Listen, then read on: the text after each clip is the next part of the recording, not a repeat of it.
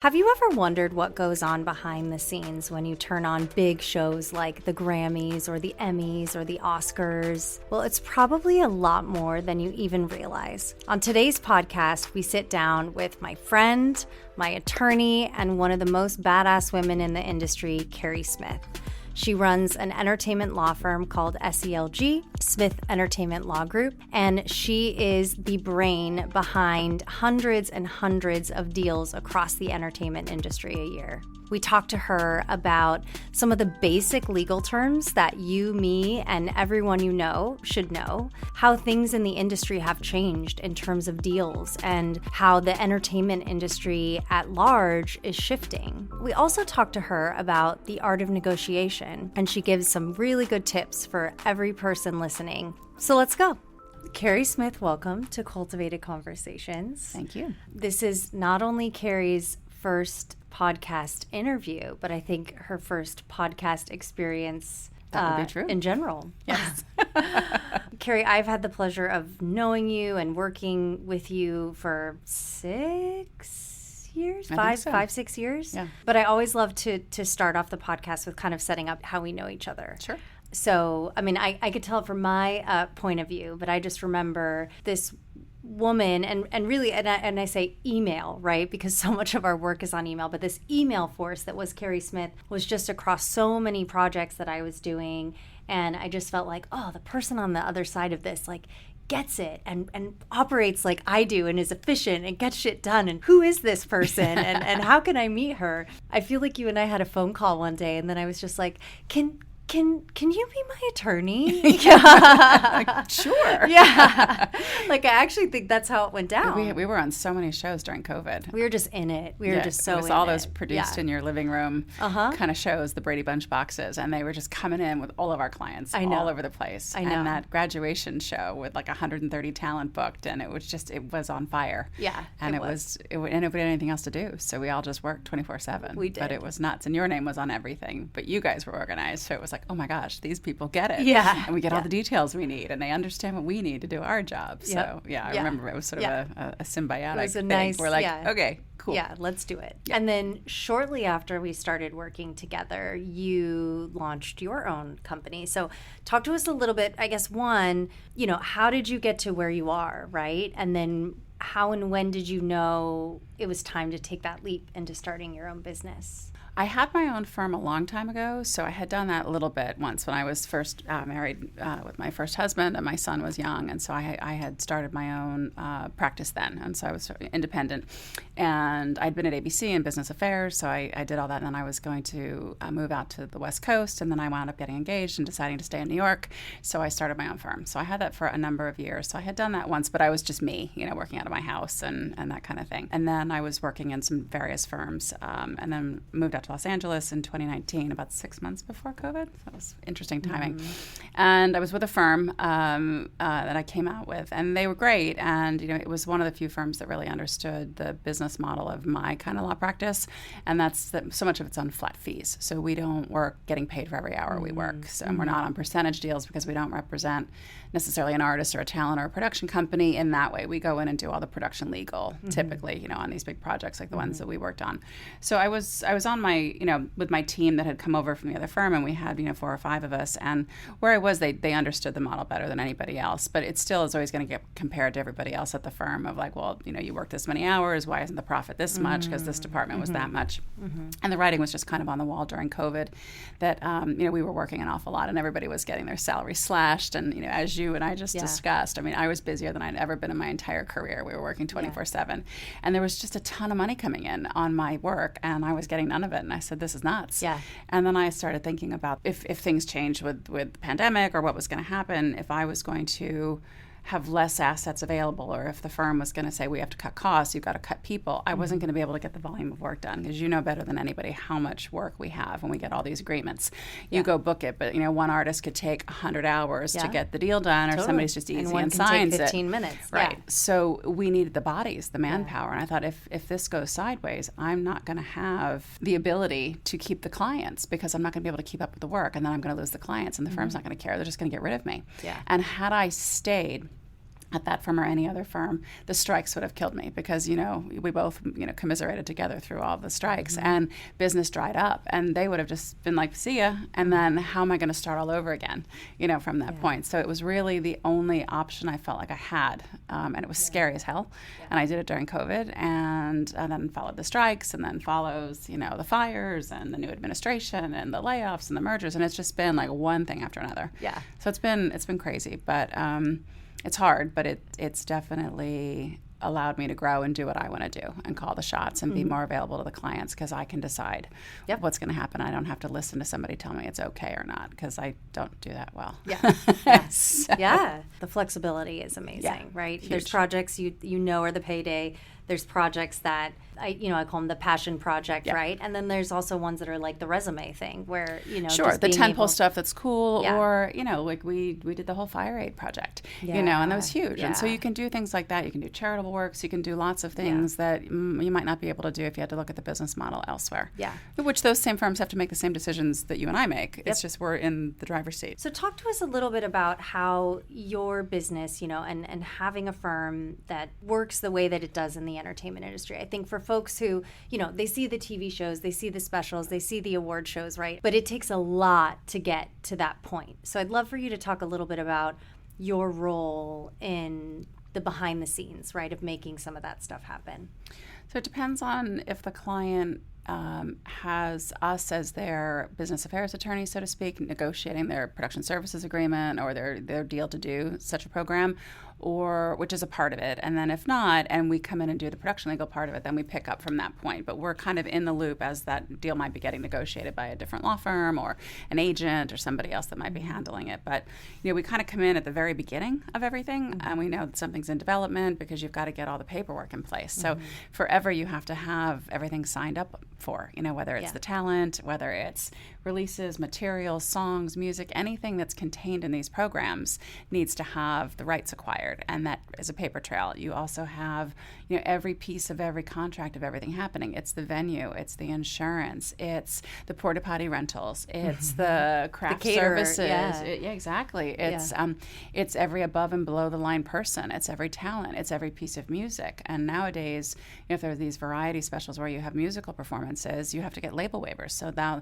it's not just the agent and the manager and the lawyer that sign off on X person performing. The label has a say, and the label can say yes or no, or the label wants to charge money. It's not just clearing the music, that somebody could sing somebody else's song, but the labels own these artists, and so they've got to give their permission. So there's so many steps.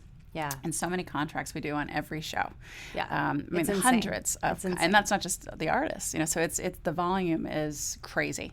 And they're just flying at 100 miles an hour. And you know what it's like with productions, and then it's like a last minute quick booking and, a remote, and they tell you Tuesday that it's going to be Wednesday morning, and, some young production associate, didn't tell you about 6 contracts, and then they're like, we're loading it in a minute. And then it's on you. And they're like, then you have can to we figure sign out, this? And I was like, well, hold on, and they'll be in a different time zone, and well, they won't change anything. Well, then, okay, so you want me to bless this, but I have issues with some of the language. So it's always frantic. But so there's an awful lot that goes into every one of these projects. So if it's a one-off like live event or tape to live special, the Grammys or the Oscars or something, that's one sort of cadence, and then you might have things that have a longer runway with a series, that we would do. Like we did the Steve Harvey show, which was a lot of fun.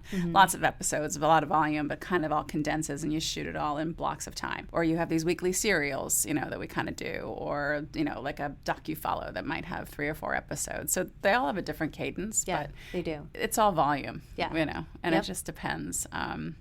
Also depends on who's booking the talent and, how it goes and how easy it is for us to extrapolate what we need to do on that part. Yeah. Well, and I think, by profession, I, book and produce the talent. The way that your job works and my job works, like they really are so intertwined and necessary, right, for any show that you see on television. But I think what we've been seeing and what, I've talked with you about quite a bit is this transition, right, into social media platforms and creators and brand deals, right? So the industry is changing. So I'm curious, your POV, looking back, how talent deals looked then versus what they look like now? They have changed a lot, and it's obviously been the landscape of how content is viewed and available. And there's obviously so many more avenues for content, and so many people producing content. I mean, of course, podcasts were around 10 years ago, but now there's so many avenues. People with their own YouTube channels. Every television network now has a streaming component.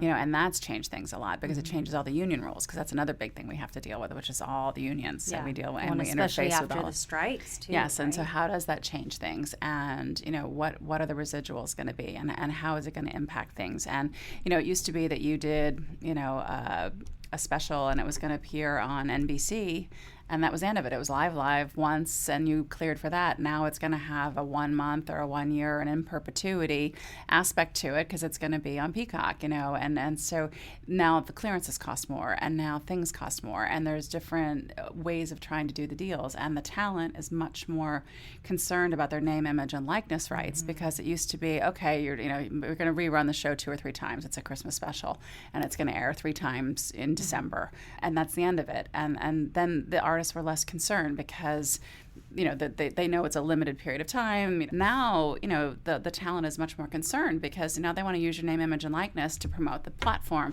to promote the network, to all the sponsors that are involved. And the artists are like, hey, hold on a minute. We're not getting paid for that. Yeah. I'm not going to help Toyota sell cars. Yeah. And then also the talent is very concerned about how they look because oh, that was my fat years, so I don't like that anymore. And you can tell that was before I had the baby and I had a shorter haircut, or that was this or that was that, or so they all look so different.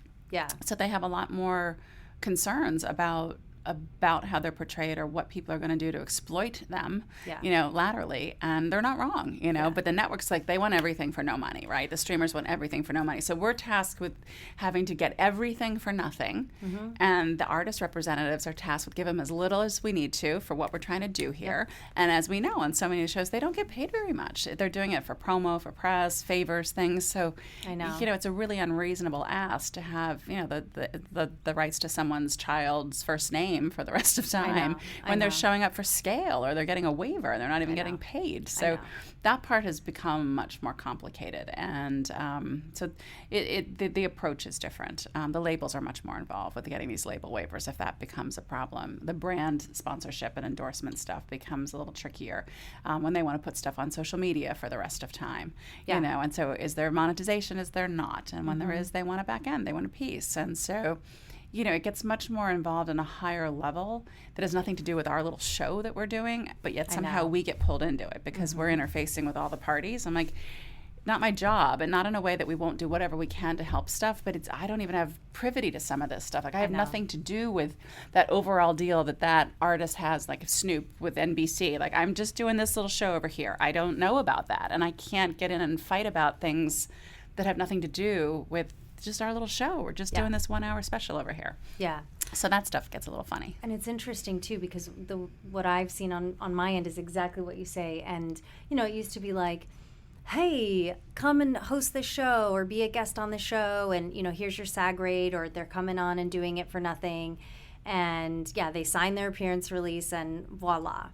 And now, I mean, the amount of negotiating that we, even on our end, right? And I'd always done some of that stuff, but it was more when it was a big paid thing. Right. Now, even when it's not a paid thing, it's, and everyone, to your point, everyone wants the talent to post on their socials. Yeah. Well, guess what? They get paid for that stuff. Yeah, exactly. The talent, they want glam. They want to be put together because they're all on social media so much and photograph so much, so they want to look their best, and it costs money. Their stylists have to get paid too. I know. And they're doing 6 or 7 press tours, for the shows that they're watching, in a week, and so they have to have different looks and different outfits, and they're not going to go pay for it themselves. Like you're asking, but they want to be flown, they want to go private, they want the handler, they want the this, they want the that. And then that gets into all of it too. And so to your point, they want all the social media posts.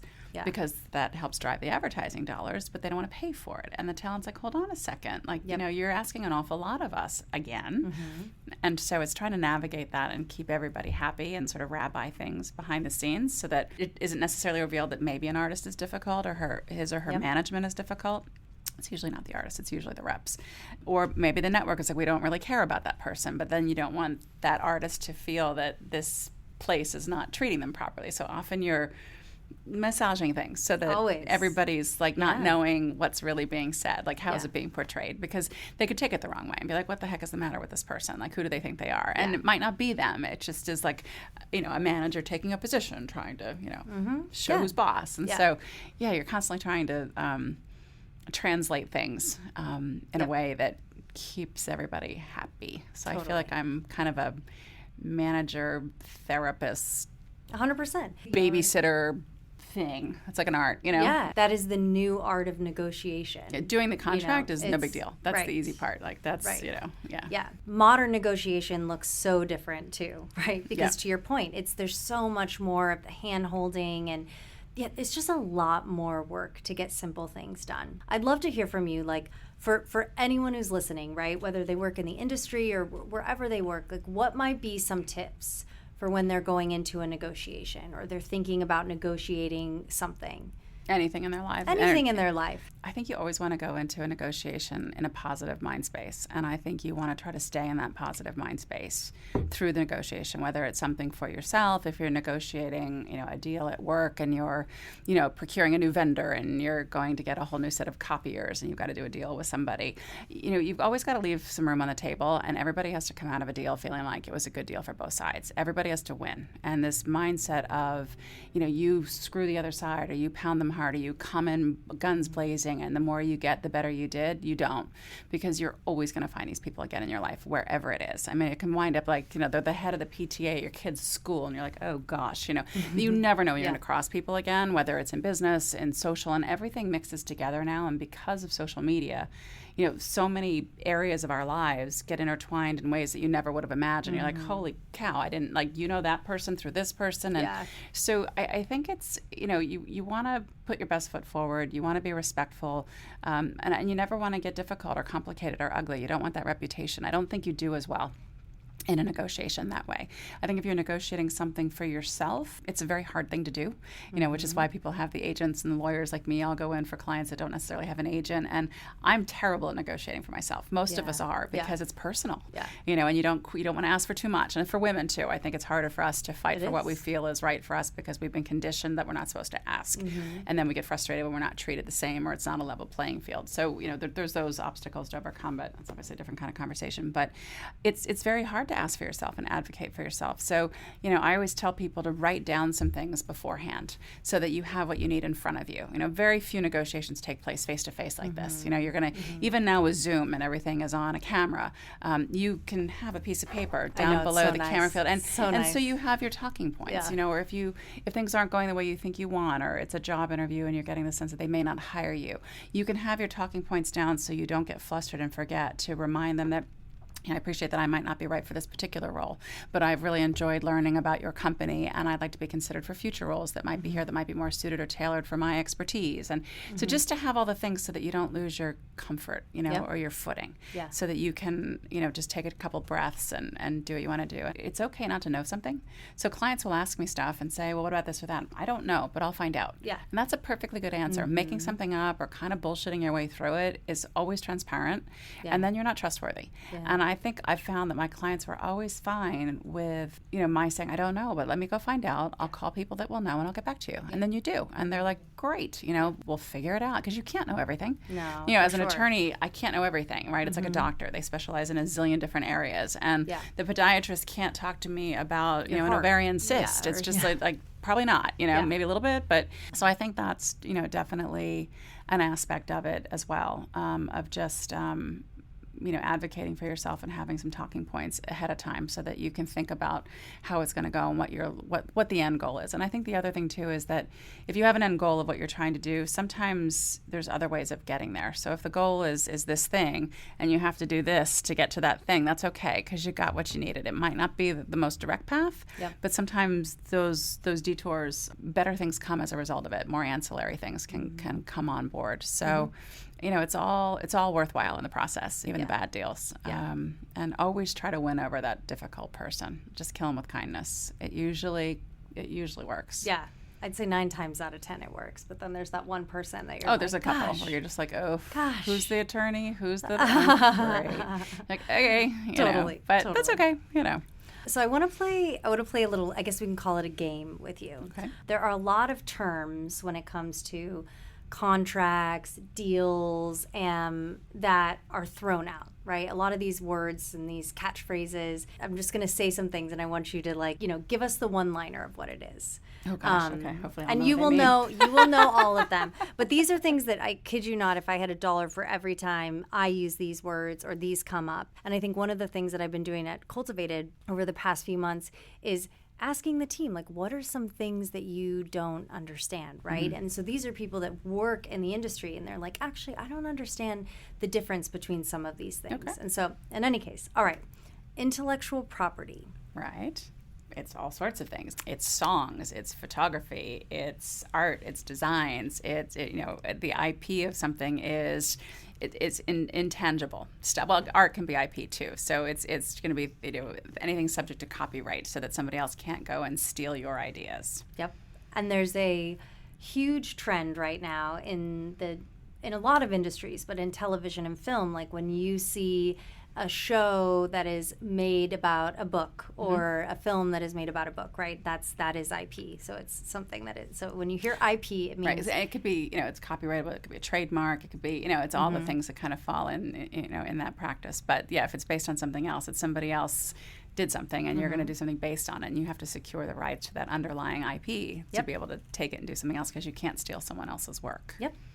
Okay, and then you mentioned something earlier. You were saying name, voice, and likeness rights. Name, image, likeness rights. So you'll see NIL on things a lot. So that's the rights to a person to utilize their name, their image, their likeness, their voice, to advertise and promote a program, let's say, or to use it to exploit a product. And, people have those rights in and to themselves, and you can't go utilize those things without their permission. Yeah. So you need to get permission to do that. So you can't just take a photograph of, you see Julia Roberts walking down the street at George Clooney's opening last night, and you take her photo and you want to use it, to sell your soap brand or something. She owns her rights to her likeness. The photographer who took that picture owns the rights to that actual photograph. And both of those people have to give permission for you to then go use it for something else. You can't just have it. And I think that's a really interesting one too, because, with social media, right? I think people are taking screenshots of other people's things and, just putting it on their own. And I think it's so important to give credit where credit is due. Yeah, or somebody will rip something off of somebody else's YouTube channel and say somebody's like a really clever graphic designer, and they come up with these really cool screens, and somebody grabs a piece of it because they can see it all on YouTube, and then they put it into their other show, and then they use it, and you can't just have it. Somebody else did this work. Somebody else wrote this song. Somebody else wrote this code. Somebody else did whatever, made this video game. And so they're entitled to that, and you can't just have it and go use it for something else without compensating them, and often without their permission. Yeah. And if they don't give you permission, then there's a whole nother level of legal, ramifications to that. Okay, next one. You ready? Yep. Exclusivity. Oh boy. The bane of everybody's existence. So when a deal is being done, and whatever it's for, the folks paying the money want that person, that artist, that photographer, that director to be exclusive to them. They don't want them working on multiple things at once. It's almost impossible nowadays for somebody to be entirely exclusive, unless maybe you're talking about a big actor in a series, and the series is filming for 6 months, White Lotus. Everybody's talking about White Lotus, right? So clearly those folks are all over in Thailand. They're filming for 6 months. They can't be doing anything else in that period of time. Physically, they can't either. Yeah. But they might want carve-outs in the exclusivity because they're finishing up another project before they go over, and there's going to be overlap. And so many clients now have so many things going on that how can you really be exclusive? Let's say if you're a senior producer on one of these big award shows, and then there's another show that wants to talk to you about something that's going to be like a year later, but you're always working on 2 or 3 things at once, and so how can you truly be exclusive? Because you're going to be on the phone, on a break about one thing and then another. So it's a complicated thing where, maybe, you're booking these variety specials and they don't want anybody to be on any other variety special with a Christmas genre, but how much money are you paying them to be exclusive? Exactly. So it becomes tricky. I mean, like booking, the talk shows, and people are going to do a circuit because, they're going around doing the whole routine. And so it's a complicated one where people want the exclusivity. And then how much are you buying? Because if somebody's a producer, say, and the show wants them exclusive for 20 weeks, well, are they getting paid enough to be exclusive for 20 weeks? Because they've got to eat and they've got to be able to look at other projects. And then maybe there's options. And then like you're waiting until the option gets picked up. But if it doesn't, and then you have to turn down other work, then you're relying on something that may not happen. And these folks need to earn a living and they need to feed their kids. Yep. Okay. Next one, usage.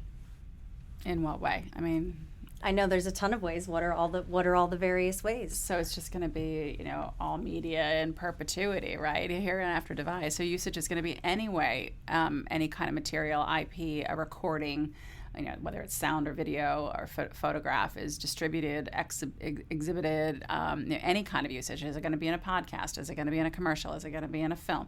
Is it going to be on a song? Any kind of use of any kind of content, and where and for how long and when. Yep. Because if it's union-based, there's going to be residuals involved. If there's talent appearing in it, then you're going to have to get sign-off on that name, image, likeness stuff again. Mm-hmm. So. Okay. Term. Well, that's the length of a thing. So how long is the term for this thing you want? Mm-hmm. Is it the length of the contract? Is it the length of a license that you want to use a song in a show? So that's a period of time that's defined by the two parties that enter into the agreement for how long it is. Yep. I feel like all of these are probably words that I use them 8,000 times a day, and you probably use them 35,000 times a day. Every time we send an offer for something, it's like, well, what's the term? What's the usage? What's the exclusivity? Right. What does that mean? Yeah, what exactly. Does that mean? Is there any project that you've worked on over, whether at SELG or in your whole career, that you feel like was kind of your, holy shit, I made it moment, like a profound kind of switch gears for you as a person? And I would say it was probably doing Barack Obama's first inauguration. It was massive, and it was a big change for the country, and we did 4 huge events.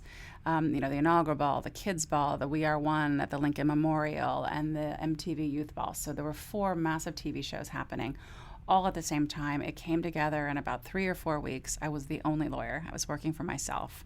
My son was, 3, and it was nuts, and it was great, and it was exciting, and things were changing quickly because it was all just live then. So there wasn't, you had ephemeral rights. You could sing whatever song you wanted to. Mm-hmm. You didn't have to clear it. But then latterly they wanted to clear a DVD and all these things, and so DVD throwback, right? Yeah, and they're let's put out a DVD. I'm like, what is that? And so what do I have to do for that? And so I was learning a lot on the fly, and it was scary because it was just stuff I didn't know, and it was moving so quickly. But I think that kind of gave me my footing of like, wow. And then in access to lots of people, every artist out there, all at once, and they were all, a part of it. So it was sort of when I got to know everybody, in the industry. And then it's the same, cast of characters that you come across, for 20, 30 years now. It's all the same lawyers and agents representing the same people. I mean, sometimes it changes around a little bit, but it's the same people. So I would say probably that. And it was also really cool. Yeah, that's incredible. Yeah. Is there anything that you have as that next milestone you want to hit, whether that's as an entrepreneur or just in your life in general? I think as an entrepreneur, it's been a rough start. I started this thing you started a few years before me, so you had things kind of going before the world went sideways. So ever since I started this business, it's been one thing after another, after another, after another. So I'm hoping that if we can get through, obviously today is an interesting day to have this conversation given the stock market is completely tanked and we've got fears of recessions coming now, which obviously impacts our business. I mean, Bob Iger was sounding off the alarm bells this morning because people aren't going to go to the parks. They're not going to have 18 subscriptions to all these different subscription services if the cost of everything is going to go up 10, 20, 30%. If their cars are going to cost a lot, even if you're going to buy an American car, the parts are made elsewhere. So everything is going to get very expensive. So, once again, we're in this fear thing. So, if we can get through this and things kind of revert to the normalcy of what I thought, moving out to Los Angeles and coming here was great for me because I got, the access to so many more people. I mean, New York is a big, base. I came to LA a lot, but just living out here with people knowing I'm here, there's more clients out here. It expanded quite a lot. So I think if things can just be a little normal without wildfires and without strikes and without layoffs and mergers and pandemics, and then, you know, every change of administration, right, is always going to have changes. And, you know, what is that going to do to things? So I guess it's to see if what I have been building for all this time is as good as I know it is. It's just we kept getting hit with all these problems, and we've survived it all. So that tells me, you know, I have a viable business. You know, we have a good stream of income. I've got very interesting clients, and they're pretty diverse, and so it's great. So I think my next hope is just to see what should have already happened, you know, and what that means in terms of some sort of stability, you know, for everybody. You know, my team is amazing, and they've been working their tails off. And sometimes it was really hard, you know, because you couldn't do raises or substantial bonuses and things, and they were working insane hours, but the money wasn't coming in. So I'd like to see that part of it shore up so that, you know, we can all feel like, okay, right, this is exactly what we thought it was. And then see, you know, just expanding a bit more. You know, we've expanded to quite a number of people. So we now have like 12 or 13 of us, and that's big. We've got New York offices, and we're here, and, you know, there's a lot of salaried employees, and, you know, we've started 401ks, and we've done all these sort of business things that it blew my mind that, you know,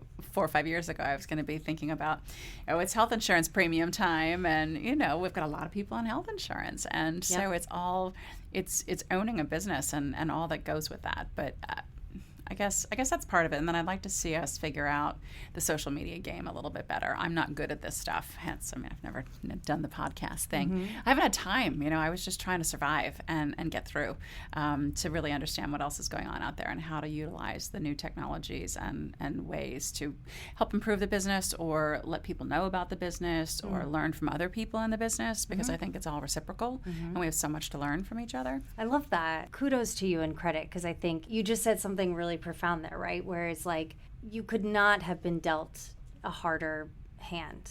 Correct. And you have fucking made it through. And while it feels like you're just running through molasses, right?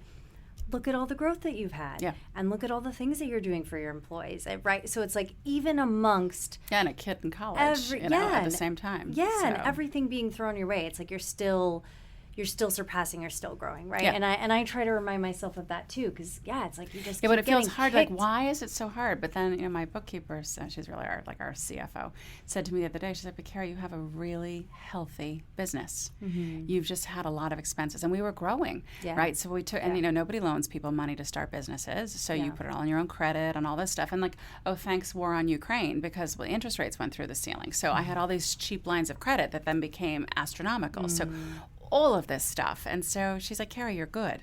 Like, look at all this. The expenses went up. You're getting the expenses down. You're getting things under control. You've added all these bodies. You have enough money to pay everybody. We had over, you know, expenses to get kind of under control as a new business. And it's still a very viable business. Look at the bottom line, you know." So I forget that part sometimes because it's always just so hard, you know. And then you expand and you didn't have reserves, and then something else happens, and then you're like, ooh, and scaling's hard, you know, and you really finally get a groove, and we've got that groove now. We've got so many of the right employees with the right mindset, and they all get along well, and they click. I mean, you know, it's the same with your crew, and when they're all good, it works so well. But, you know, payroll comes every 2 weeks. You know, once we get through this stuff and it's just normal, that would be... I know what is normal, you know. I know what's not. Yeah, I know. Well, and I know, you know, we talk about this because it's, you know, our businesses are so similar in a way, right? And the size of the business and the clients that we work with, and we share a lot of clients, and projects, and it's been a brutal few years, but I do. I think if we can get through this, we can get through anything. I started 2021, so right in the middle of COVID, April 2021. So it's 4 years. Yeah, I was... This month. So there we go. We're 4 years old. Yeah, that's congratulations. Well, next year, the big 5. There you go. What is 5 years? Is that the paper one? I think 5 years is 5 paper. I think it is. Our producer just chimed in and let us know that the 5-year anniversary gift should be wood. So there you go. There we go. Get everyone a ruler. We can knock on wood. Yeah. So I always like to close out the podcast talking about, sometimes we don't think about what actually brings us joy and what that word means. So I'd love to know, in this moment, what brings you joy? I think professionally, one of the things that really fuels me and brings me joy is putting people together. And I often do it, most of the time I do it, without thinking about myself in it. This person really needs to know that person, and there'll be such a fit, and they can go do stuff together. And it's less about the transactional element of like, well, if I introduce these two people, then I get this finder's fee or this piece. I never think about myself in that stuff. And I've introduced so many people to each other over the years in life, in friendships, in, two people that just should know each other and they become fast friends, two people that should meet and they get married and have a child. In business, like this person should really know that person. They're going to go set the world on fire because they've got so much in common. But I really believe in karma, and I think it all comes back around and always doing the right thing. And I guess it's sort of similar with paying it forward and mentoring, the younger folks that are coming up. I mean, I will always take the calls with, hey, can you talk to my cousin or my best friend's niece, and or internships for friends' kids who want to be in the industry. And sometimes it's hard because you're trying to create an internship for somebody.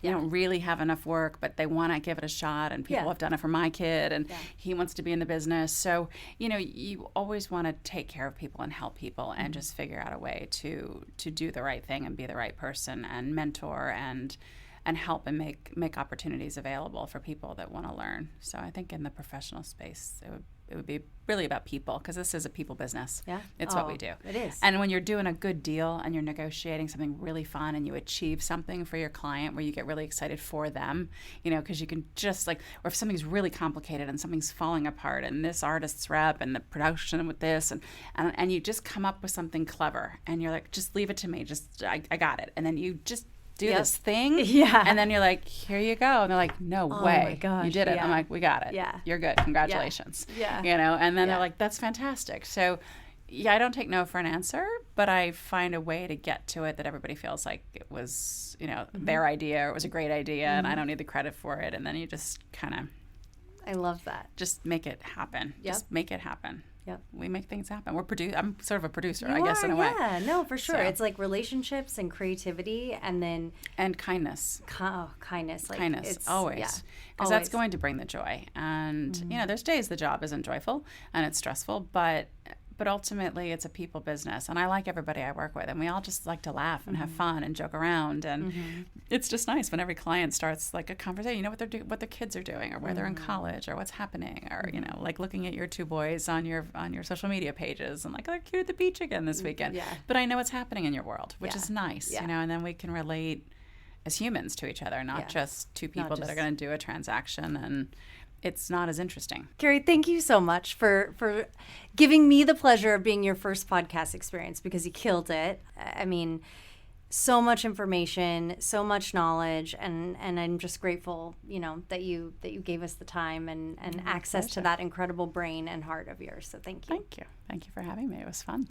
Let everyone know how can we find you? What on socials? You can find us on social. We are on Instagram under our SCLG handle, and on LinkedIn and Facebook. We have a page too. There's a nice little grid that you can see of all the shows we do. So it's just a nice checkerboard of like everything. Great. So it's really fun to see Emmys and Grammys and Oscars and Tonys and Democratic conventions and Rock and Roll Hall of Fame and all kinds of fun stuff, and TV shows and series. And so there's always fun stuff happening that we do. So, but it's our clients that do it. So we're just lucky that we get to go along for the ride and help them make these great shows. But it's fun to be a part of it. Yeah, it's incredible. The number of projects and the way that you all do what you do is awesome. And I'm happy that, to have you in my life and that we get to work together too. Yes, it's fun.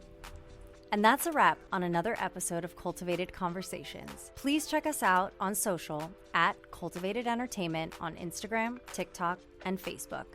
I'm Jen Proctor on LinkedIn and all the things, and I want to hear from you. Send me your questions and your feedback. Our email is hello@cultivatedent.com. And until next time,